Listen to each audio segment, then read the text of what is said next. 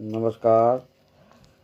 MA उत्तरार्ध के इस तृतीय प्रश्न पत्र में हम कवि के जीवन दर्शन पर, कुरुक्षेत्र काव्य के आधार पर उनके जीवन दर्शन की हम समीक्षा कर रहे थे। आगे हम उनके जीवन दृष्टि के हिसाब से बात करेंगे कि कुरुक्षेत्र काव्य में 7वें सर्ग में कवि ने अपने समस्त जीवन दृष्टि से हमें परिचय कराया है। नंद दुलारे वाजपेयी ने लिखा है, कुरुक्षेत्र का 7वां सर्ग लड़ाई विषयक नहीं है, वह संपूर्ण जीवन दृष्टि को लेकर मानव व्यवहार की शिक्षा देता है। यह अध्याय अपेक्षाकृत अधिक बड़ा है। इसमें भीष्म युधिष्ठिर को वैराग्य भावना त्याग कर जीवन क्षेत्र में प्रवेश करने को प्रोत्साहित करता है। पाप और अनाचार से त्रस्त होकर भाग खड़ा होना और संन्यास लेकर वन में जा पहुंचना, यह मानव धर्म नहीं है। जब तक मानव में सहानुभूति और संवेदना का एक भी कण शेष है, तब तक मनुष्यता के लिए निराश होने का कोई कारण नहीं है। मनुष्यता के विकास का मार्ग लड़ाई के बाद भी अक्षुण्ण रह गया है। कुरुक्षेत्र में मनुष्य मरे हैं, मनुष्यता नहीं मरी।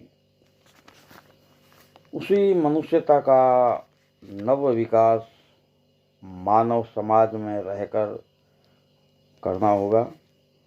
दलितों से दैन्य और दम्भियों से दर्द का भाव दूर कर दोनों के बीच समता की प्रतिष्ठा करनी होगी। आचार्य वाजपेयी का यह विश्लेषण कुरुक्षेत्र में वर्णित दिनकर की जीवन दृष्टि को प्रकट करता है कि दिनकर विश्व और मानवता के प्रति अपने क्या विचार रखते हैं। दुखवाद, आज मनुष्य की इच्छाएं आकांक्षाएं पूरी नहीं हो रही, इसलिए जीवन में खिन्नता और विषाद का भाव चारों ओर फैला हुआ है। दिनकर जीवन की जीवंत पुस्तकों का अध्येता है और अपनी संवेदनशील अनुभूतियों को दुखवाद के दर्शन में परिणत करके व्यक्त करता है। दुख के दो स्वरूप हैं। भौतिक दुखों के बारे में ही अपने विचारों को भावात्मक जामा पहनाया है। मनुष्य की स्वार्थी प्रवृत्ति भी इस दुख का कारण है। वह अपने स्वार्थों के सामने दूसरों की चिंता नहीं करता है। मनुष्य पर से ये विश्वास उठता ही जा रहा है। घृणा, ईर्ष्या, द्वेष आदि अमानवीय प्रवृत्तियों को देखकर कभी काफ़ी दुखी है। अपहरण, शोषण वही, कुत्सित वही, अभिमान, खोजना, चढ़ दूसरों के मसन पर उत्थान, शील से सुलझा न सकना, आपसी व्यवहार, दौर रह रह उठा उन्माद की तलवार।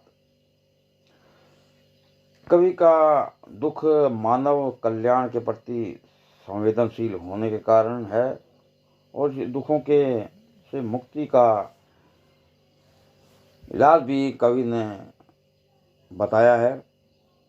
जीवन में विरोधी ध्रुवों के समन्वय से दुख का वेग कम हो सकता है।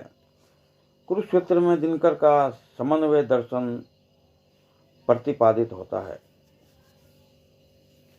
मन और वाणी का समन्वय, जब तक मनुष्य की सोच उसकी वाणी में यथातथ रूप में नहीं उतरती, मनुष्य घुटन महसूस करता है।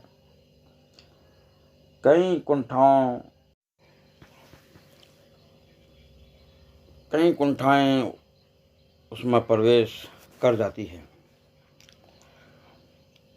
किंतु मनुष्य और वाणी में संतुलन बना रहे तो मनुष्य का बोझ कुछ हल्का हो जाता है।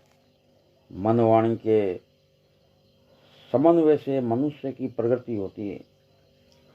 यदि यह समन्वय नहीं है तो मनुष्य अविश्वास से घिरा रहेगा, जो बड़ा ही कष्टदायक व पीड़ादायक होगा। आज मनुष्य ज्ञान का भूखा और बुद्धि का प्यासा है। वह निरुद्देश्य जीवन में भटक रहा है। जीवन की विसंगतियां और विरोध मूलकता इस मनुष्य का सर्वनाश कर रही है। देह की लड़ती नहीं, जूझते मन प्राण, साथ होते ध्वंस है इसके कला विज्ञान। इस मनुज के हाथ से विज्ञान के भी फूल, वज्र होकर झूलते शुभ धर्म अपना भूल। कवि लगातार मस्तिष्क और हृदय के समन्वय का आकांक्षी रहा है। कवि विज्ञान और बुद्धि को एक मानकर अपनाना चाहता है। भीष्म पितामह जब पांडवों के प्रति स्नेह और कौरवों के प्रति कर्तव्य बुद्धि लेकर युद्ध क्षेत्र में आए, तब उन्होंने हृदयवाद का समर्थन किया और कहा, कर पाता यदि मुक्त हृदय को, मस्तक के शासन से उतर पकड़ता महादलित की मंत्री के आसन से। युद्ध और शांति। दिनकर का पक्का विश्वास है कि युद्ध निंदनीय है, गलत है, जिन्हें उसको कोई नहीं चाहता कि युद्ध है, लेकिन मनुष्य विवश होकर युद्ध करता है। ओ समर तो और भी अपवाद है, चाहता कोई नहीं इसको, मगर जूझना परताश भी हो। शत्रु जब आ गया हो द्वार पर ललकारता। इसी प्रकार अलग अलग स्वार्थों की चिंगारियां, स्वार्थों का हरण करना, दुष्टों की कुप्रवृत्तियां, अहंकार और घृणा तथा अनीति और अन्याय का वातावरण युद्धों को नियंत्रण देता है। युद्ध को बुलाता है अनीति, ध्वजधारी या कि वह तो अनीति भाल पे दे पात्र चलता। कौन है बुलाता युद्ध, जाल जो बनाता, या तो जाल तोड़ने को क्रुद्ध काल सा निकलता। कवि में युद्ध के कारणों के बारे में कोई द्विधा नहीं है, कोई परेशानी नहीं है। इसी प्रकार शांति के संबंध में भी उसने दो टुक जवाब कुरुक्षेत्र में दिया है।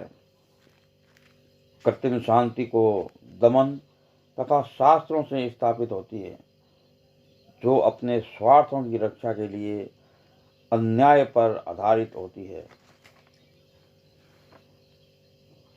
कभी स्थिर नहीं रह सकती। सच्ची शांति न्याय, समता और प्रेम से भी संभव है। कवि ने कुरुक्षेत्र में इस बात को स्पष्ट किया है।